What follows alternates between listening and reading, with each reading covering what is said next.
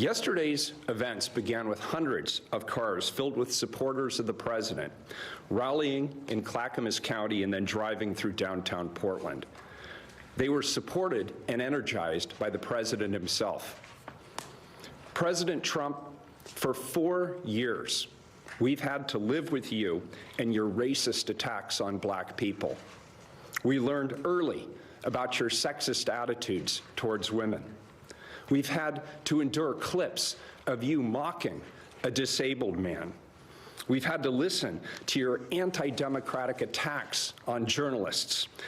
We've read your tweets slamming private citizens to the point of receiving death threats.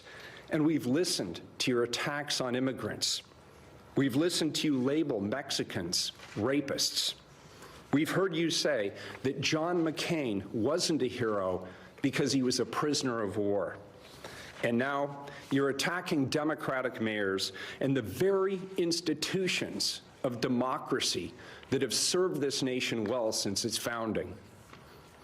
Do you seriously wonder, Mr. President, why this is the first time in decades that America has seen this level of violence? It's you who have created the hate and the division. It's you who have not found a way to say the names of black people killed by police officers, even as people in law enforcement have. And it's you who claimed that white supremacists are good people. Your campaign of fear is as anti-democratic as anything you've done to create hate and vitriol in our beautiful country.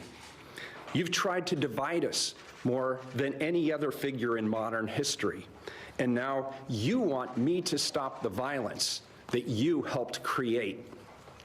What America needs is for you to be stopped so that we can come back together as one America while recognizing that we must demand that all people, black, brown, white, every color, from every political persuasion, pull together and hold all people accountable in stopping racism and violence, and we together are peaceful again under new leadership that reflects who we really are, we the people of this great nation.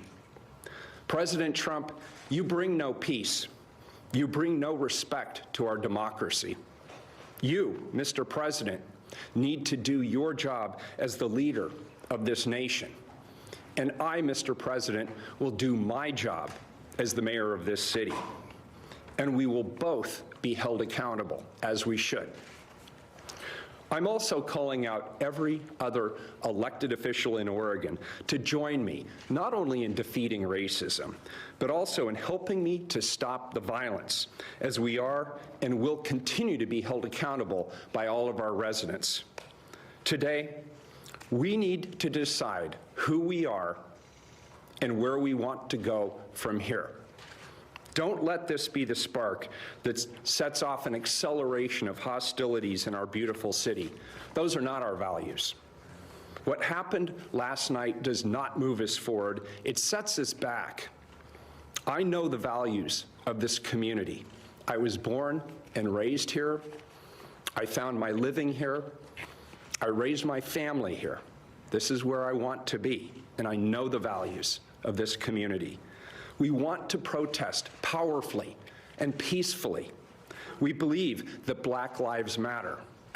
And we believe that it's the responsibility of our leaders to ensure that the systems that we have in place to protect and serve do so equitably. Let's engage with each other in thoughtful dialogue about reform and use the power of our shared values to move forward together.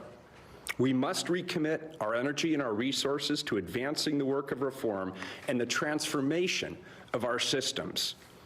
We've seen the positive power of collective and focused and nonviolent action.